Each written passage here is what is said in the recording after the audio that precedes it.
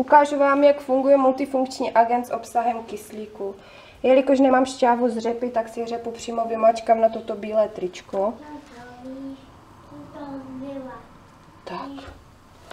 Agenta už jsem si namíchala, takže do vroucí vody jsem si dala odměrku agenta, který se nám rozpustí. A tady tuto vodu nalejeme přímo na skvrnu. Jak vidíte, tak skvrna už začíná pomalu mizet.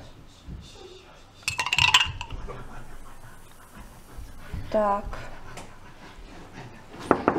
Agent už zapůsobil.